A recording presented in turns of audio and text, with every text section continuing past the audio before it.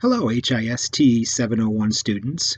My name is Ron Picciarelli, and tonight I'm going to be speaking to you about the fall of France again in 1940, but specifically, I'm going to detail the panic at the top, and I'm going to focus in on basically one French politician. This is Prime Minister Paul Reynaud.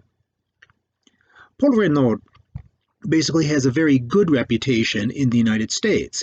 He is remembered as a politician who wanted to fight on against the Nazis in the long odds, trying to defeat them.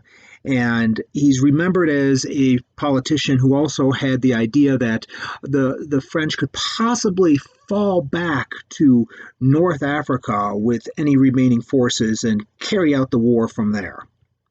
Well, we're going to see specifically where these ideas come from and what others thought of Paul Reynaud. Specifically, Winston Churchill writes in his memoirs, Their Finest Hour, about a telephone call that he received from Paul Reynaud and what happened in that telephone call. He says that 7:30 on the morning of May 15th, he was woken up by news that Monsieur Reynaud was on the telephone at my bedside. He spoke in English, and evidently under stress. "We have been defeated." As I did not immediately respond, he said again, "We are beaten. We have lost the battle." I said, "Surely it can't have happened so soon." But he replied, "The front is broken near Sedan, and they are pouring through in great numbers with tanks and armored cars," or words to that effect. Then I said, "All experience shows that the offenses will come to an end after a while. I remember back in 1918, it goes on. Certainly, this was what we've always seen in the past." However, the French Prime Minister came back to the sentence that which we had begun, and which indeed proved only too true. "We are defeated. We have lost the battle." And I was willing, and said if I was willing to come over and have a talk. Now, obviously, Winston Churchill takes him very seriously because Paul Reynaud is the head of the French government. So Paul Reynaud actually writes his memoirs around the same time, and Paul Reynaud basically writes his memoirs. It's called In the Thick of the Fight, and we'll see how much in the thick of the fight he really is. He says, with the same telephone call, he said, "We are beaten. We have lost the battle." And Winston Churchill on the other side of the line says, "Impossible experience shows that at the end of a certain time, all offensive peter out by themselves in 5 or 6 days. They'll be compelled in order to get supplies." And then Paul Reynaud says, "All has changed. A torrent of panzers is bursting through. Let me telephone Georges." That's the French general. "Certainly."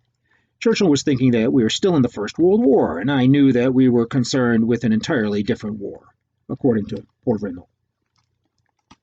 Later on, Paul Reynaud talks about basically blaming nearly everyone else for the French defeat in 1940.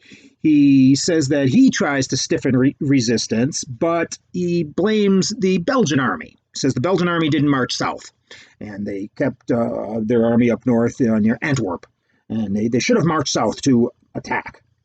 And then he goes on to talk about how he is blaming the generals, like General Weygand, and he also talks about blaming Henri Pétain, which is another French general who ended up signing an armistice with the Germans.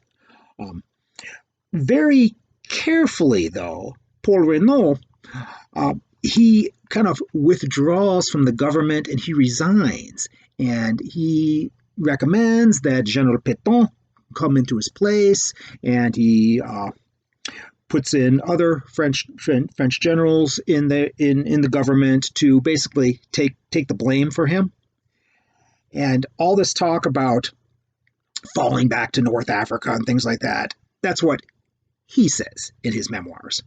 But very carefully, this French politician withdraws from the French government, puts others in his place. They end up taking the blame, such as Marshal Pétain. He takes the big blame for signing an armistice with the Nazis, and Pétain says all is lost, and we'll form a new government, and we'll call it Vichy France, and we'll control the southern part of France, and the Nazis will get the northern part. Paul Renault ends up looking like, based on his memoirs, he blames everyone else. He's like a master apologist. And he seems like a slippery politician of the worst type. So, I mean, you have to kind of look at what he says, which is one thing, and a lot of historians just go by what he says. But you look at what he actually does, his actions, and they're totally different. And he is definitely a very slick and sly politician of the worst type that the Third French Republic could produce. So I thank you for your attention tonight about the fall of France and the panic at the top in 1940, and good night.